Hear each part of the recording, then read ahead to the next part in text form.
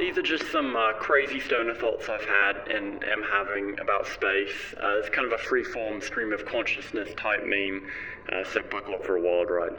It's theorized that Venus has flora and fauna in its own alien ecosystem. It's more like a fictional sci-fi Mars than Mars actually is in real life. That's fucking crazy.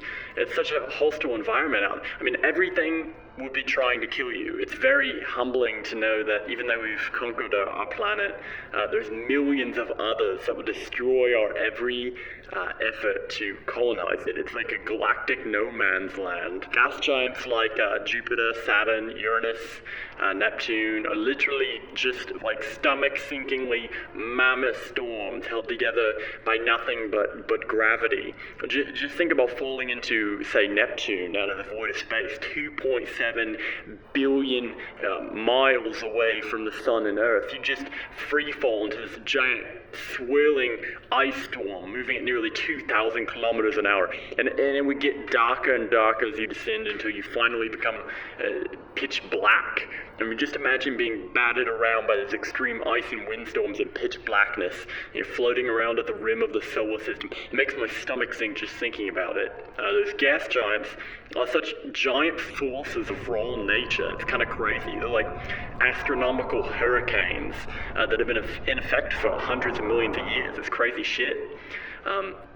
I just wonder what it would be like on the dark side of Pluto, at the edge of the solar system, like facing the great unknown, back towards all we've explored. I imagine it'd be amazing to sit on the dark side of Pluto, then rotate around to face the rest of the solar system, like taking in the scale of it all, with nothing to hinder your view other than other planets. It'd be crazy shit.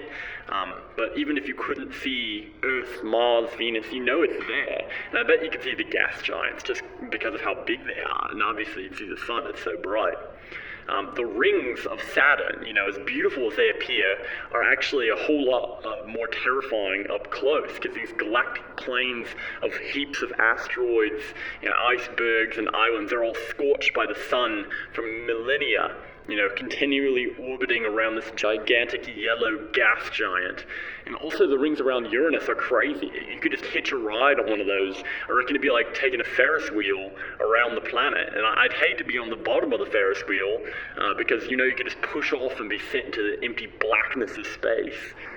The moons of the outer planets in our solar system are more habitable than the planets themselves. I mean, obviously, they've got solid mass.